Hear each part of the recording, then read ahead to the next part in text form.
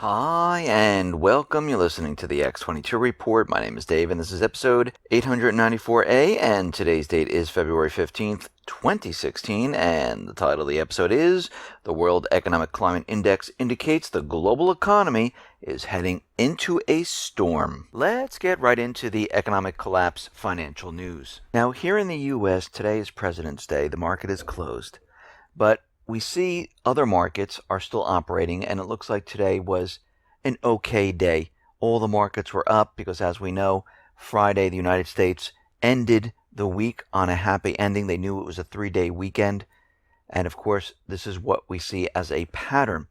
But what's very interesting with gold right now, it has dropped by $30 or so, and I'm expecting that this might drop a little bit more to push it back down, because we see the central bankers right now are definitely giving us some type of message right now that they are pushing this propaganda forward, letting everyone know that everything is fine.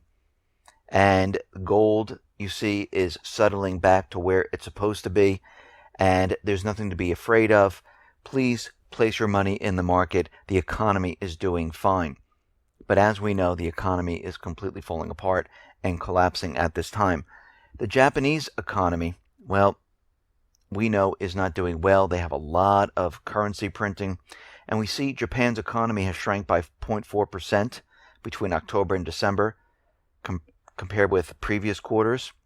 And on an annualized basis, the economy contracted by 1.4% during this period.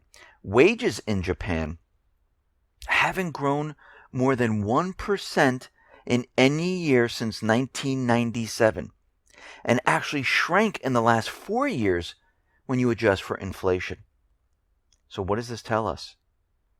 That Japan's economy has gone nowhere, and it's actually falling apart, as we can see with other economies across the private Western Central Bank countries. And we know that they're pushing negative interest rates. We know they're trying to get rid of currency because this is the only way they can control the situation. And we can see, and we mentioned this before, that the ECB was out there saying, okay, we need to get rid of the 500 euro bill. And it looks like they're pushing the agenda forward right now. Because right now, Draghi is out there saying that any ECB action on the EU 500 note is not about reducing cash. Well, what this really means is the ECB action is only about reducing physical cash, about some 30% to be specific here. And where do I get this number? Well, we realize there's a lot of these bills in circulation. The 500 euro note is the second highest currency denomination in the G10 countries. More importantly, the total value of the 500 euro note in circulation amounts to about 306.8 billion euros and has been rising. And what we're seeing right now is that if they get rid of this, what does this mean?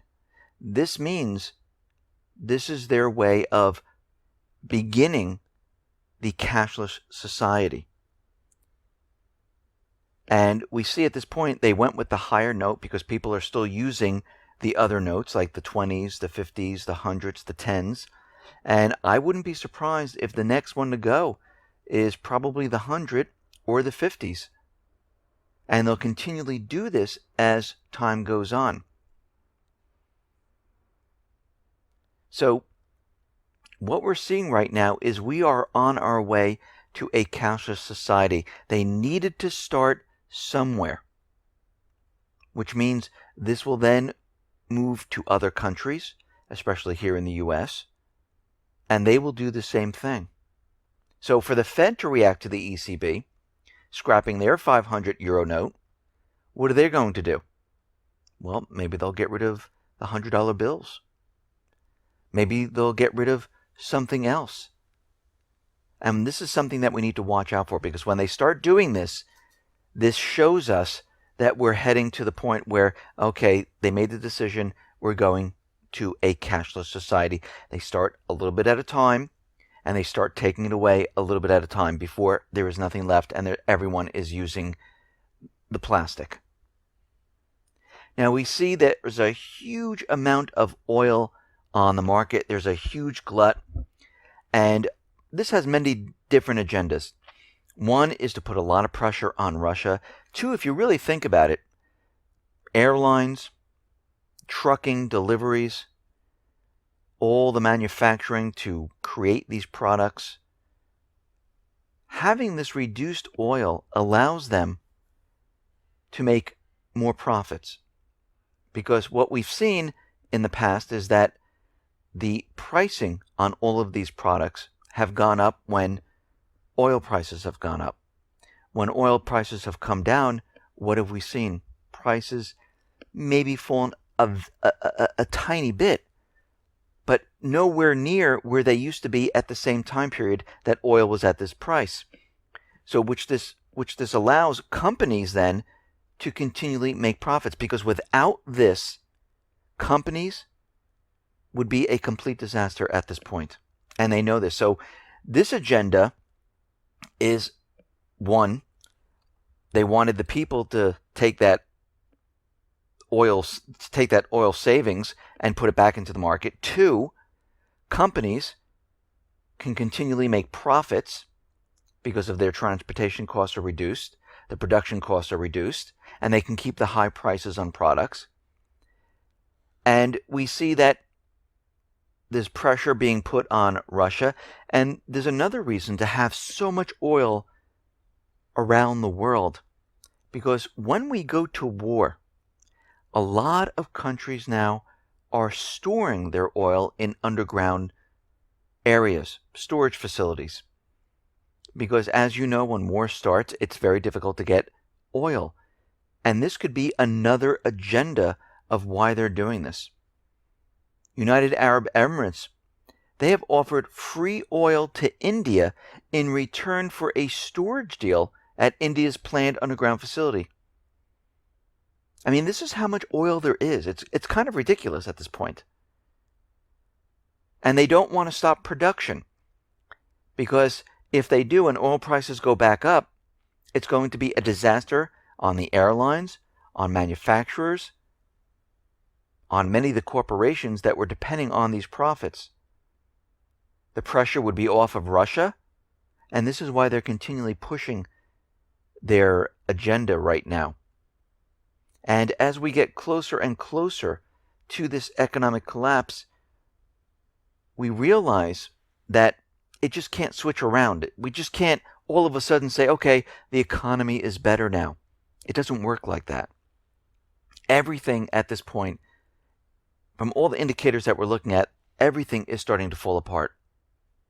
The global growth leading indicators, they're all screaming collapse. The Baltic Dry Index, PMIs, and others are all telling us something is drastically wrong with the global economy.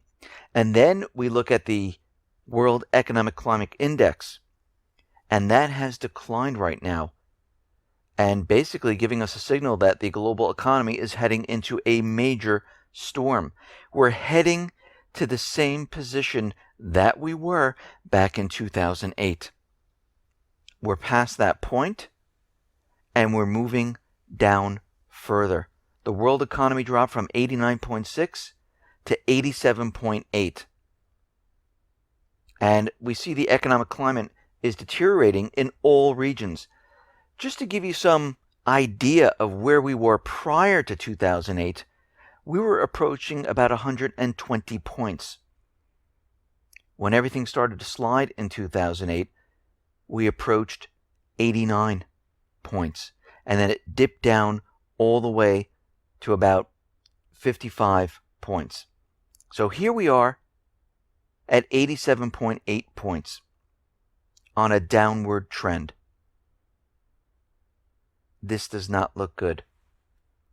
We're heading into an area where everything is starting to really fall apart, and this is why you need to be prepared. We're seeing these fluctuations in the market. The central bankers are trying to keep control. And you need to prep. You need to get ready for what is coming. You need your food, you need your water, you need your supplies, you need your gold, silver.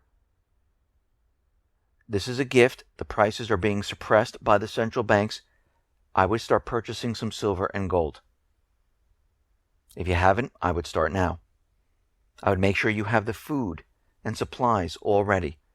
Because as we know, as the countries stop using the petrodollar, remove the dollar in their reserves, we're going to see a flood of dollars come back to the United States, which will cause the devaluation in the dollar, which means you're going to need more dollars to pay for the products, which is hyperinflation or inflation. And of course, we're going to have inflation. Things will get even worse. The Fed will say we'll have to create more currency, and this will drive prices up because things will really start to fall apart. If you haven't started, you can go to lifereliance.com.